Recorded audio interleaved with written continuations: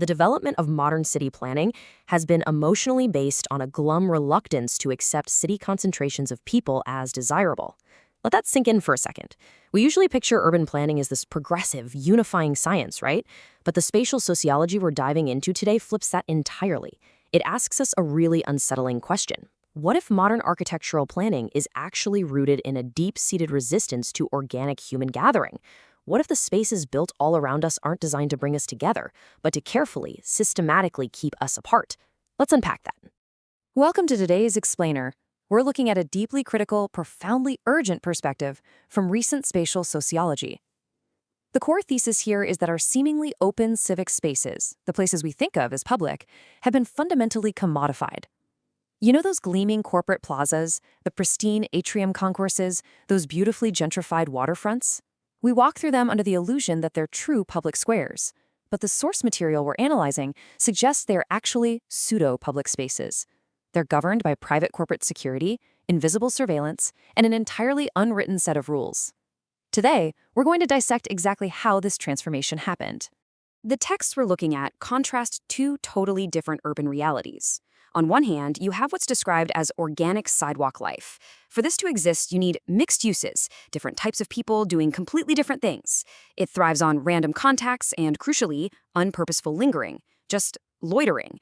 In its truest non-commercial sense, hanging around is presented as the absolute heartbeat of a healthy community. But on the flip side, we have what is clinically termed blind-eyed turf. Picture those long, impersonal blocks of glass and steel in a financial district. They're sterile. They offer zero real engagement. And because they completely lack an organic, continuous human presence, the texts argue they require strict artificial control and security just to maintain order. It creates this dead-end environment filled with anonymous people. Notice the emphasis on time here. True public life can't just be a massive rush hour crowd heading into an office block, followed by an entirely empty sidewalk. Genuine urban vitality actually requires a continuous, completely unmanaged existence. You need workers there at noon, local residents in the afternoon, diners in the evening. Without this diverse, overlapping presence of human beings just existing and doing their own thing, the space effectively dies. Or, as the sociology suggests, it is actively killed by zoning laws that prioritize rigid efficiency over actual human existence. So, how did we get here? How did we transition from being citizens with rights to merely being consumers with conditions? To understand this, we have to look past the physical sidewalk and into the underlying socio-political reality. There is this intense tension at the very heart of our modern cities. On one hand, you have populations seeking a political presence, right? People demanding the right to be seen, to gather freely, to physically occupy space. But on the other hand, there's an incredibly rigid architectural system acting as a filter. The source texts analyze how the city's hidden mechanisms dictate exactly who is allowed to be visible and who gets quietly pushed out to the margins. The street isn't a neutral stage anymore, it's an active participant in social sorting. And the absolute crux of this systemic shift is how our historical rights have been redefined. Historically, an urban population was made up of citizens who possessed an unconditional right to occupy city square. You could protest, debate, or literally just rest your legs. But the sociological analysis reveals a stark reality. In today's highly managed spaces, we are treated almost exclusively as consumers. Think about a modern food court or a shiny commercial atrium. If you aren't holding a receipt or a coffee cup, security is probably going to ask you to move along.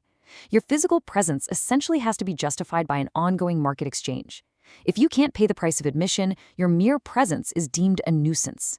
Which brings us to a fascinating, if somewhat bleak, concept: the deliberate production of urban scarcity. To really grasp why this shift happened, the texts point us toward an economic concept known as consumer's surplus. Clinically speaking, it's the difference between what you actually pay for something and the absolute maximum you'd be willing to pay to avoid going without it. Now, you might be wondering, why does this matter for city streets? Well, the analysis argues that modern urban layouts are deliberately designed to capture and exploit this hidden spatial benefit. Think about it. Your need for proximity, your need for access, your basic need for a place to simply sit down, these are fundamental human necessities. Modern spatial planning recognizes that if it can enclose and control these necessities, it can extract immense value from you simply trying to exist in the city. This all builds into a core fundamental conflict between use value and exchange value. Use value is all about human needs. It's the spontaneous lived experience of a space. It's sitting under a tree simply because it offers shade. But according to these sociological texts, modern planning violently shifts physical space away from that utility and pushes it toward exchange value. Space becomes purely a tradable asset. And to maximize the value of that asset, the argument goes you need monopoly control. You literally need to engineer scarcity. You have to restrict the free organic use of space so that you can turn around and charge rent for it. The analysis makes a really uncompromising argument here. It states that to maximize this exchange value, planners are essentially forced to artificially manufacture scarcity by severely restricting open spaces. They socially organize the scarcity to permit markets to even exist in the first place. They enact incredibly strict control over who gets access to space. By walling off the commons, by making it physically difficult to exist outside of a designated commercial zone, the system appropriates the surplus value of human movement. From this perspective, scarcity isn't some unfortunate accident in the modern city, it's the actual blueprint. This blueprint is exactly what leads us to the rise of what the sources call abstract space. The source material categorizes space into 3 distinct levels, and it's super helpful for breaking this down. First, you have the perceived space. These are your daily routines, the actual physical routes you walk every day. Second, there's the lived space. This is the subjective, organic experience of a neighborhood. The place is filled with local history, memory, and culture. But inserted right between them and dominating them both is the conceived space. These are the representations of space. This is the cold, top-down geometry and logic of the planners, the real estate developers, and the state. And there is a deep intrinsic conflict here. The texts argue that the conceived space of the planner actively works to crush the lived, organic experience of the everyday resident. And this top-down logic is what creates this abstract space.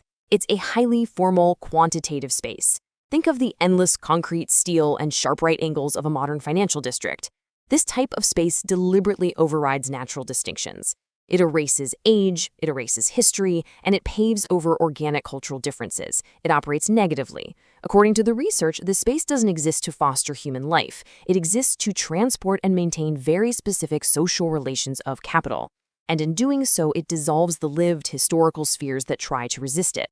Which brings us right back to the incredibly insidious nature of our modern civic squares. This abstract space acts as an impersonal pseudo-subject. It uses the illusion of transparency, vast open plazas, huge glass walls, seemingly public waterfront walkways, to completely conceal the functioning of state power and commercial interests. These spaces look free, right? But they are incredibly highly managed. They project this comforting image of civic openness while seamlessly integrating facial recognition, private security patrols, and behavioral filtering. The sociologist describes it as a brilliant, terrifying masquerade. So how is this masquerade actually enforced? It all comes down to dominated space and physical control. Let me share a quote from the source that really strikes a chord. A motorway brutalizes the countryside and the land. Dominated space is usually closed, sterilized, emptied out. Let that specific vocabulary sink in. The sociologist uses deliberately violent words here. Brutalizes, sterilized, emptied out. The argument is that modern infrastructure is not an accommodation of nature. It is an absolute domination of it. A motorway slices through an organic space like a knife, leaving nothing but a sterilized void in its wake. And this domination goes even further into our daily lives. The analysis notes that in the modern city, everything is factitious and sophisticated. Natural space becomes a scarce commodity. Think about how true that feels. Even our most basic elemental needs, fresh air, natural light, a tiny sliver of green grass, a place to just rest your legs, they are now manufactured, highly engineered, and sold back to us at a premium. True nature has effectively disappeared from these zones, replaced by synthetic reproductions that really just serve to remind us that authentic, uncommodified space is practically extinct. We are increasingly forced to choose between 2 spatial realities. On one side is dominated space. This is framed as a master's project. It is rectilinear, it is imposing, and it is completely sterilized. It dictates exactly how you must behave within its borders. On the other side is appropriated space. Conversely, this is space that has been claimed, lived in, and organically modified over time by the people who actually use it to fulfill their human needs. But as the texts make abundantly clear, appropriated space is losing the war. These abstract concepts manifest physically in a very real way through what we now call hostile architecture. This isn't just about zoning laws on a piece of paper. It's a physical, tangible deterrent. Take, for example, the famous Camden Bench in London. It's a solid concrete block specifically designed with angled, sloped surfaces to ensure it is literally impossible to sleep on, skate on, or even sit on comfortably for more than a few minutes. It's the deliberate removal of public water fountains. It's the systematic elimination of free public seating. By erasing the sensory and the comfortable, the architecture actively wages war against unpurposeful lingering. It fundamentally represses the marginalized and the exhausted. Ultimately, all of this engineering leads to one inevitable outcome: the death of spontaneous space. This source material delivers this next fact with uncompromising clarity. Green areas and truly free public parks are systematically dying out. Why? Because they represent non-productive consumption. Sitting under a tree, reading a book, taking a nap, it only produces human pleasure. It does not produce surplus economic value.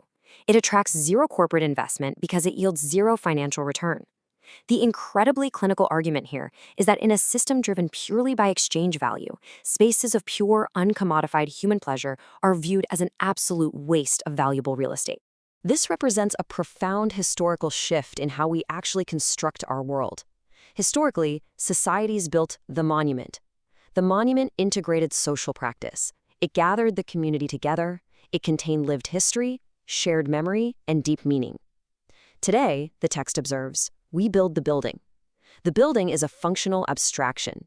It is a sterile matrix designed exclusively for control and commercial exchange. It doesn't gather us, it processes us. The texts argue that modern corporate architecture forces a literal condensation of our social lives. It seamlessly combines pure authoritarian control with daily commerce. It replaces the organic, poetic, messy concept of a residence, an actual place of living, with the cold, structured, economic unit of housing. It completely shatters holistic social life. We are compartmentalized into tightly controlled zones of existence, segregated into highly specialized conditional amenities where we are only permitted to be in one place for a very specific, usually economic function. Which leaves us with a final, lingering thought to take away from today's explainer. When you walk outside tomorrow, when you look at the public benches divided by metal armrests, the open plazas heavily monitored by cameras, the civic squares that require you to buy a $6 coffee just to sit down at a table, ask yourself, so who really owns your city's streets?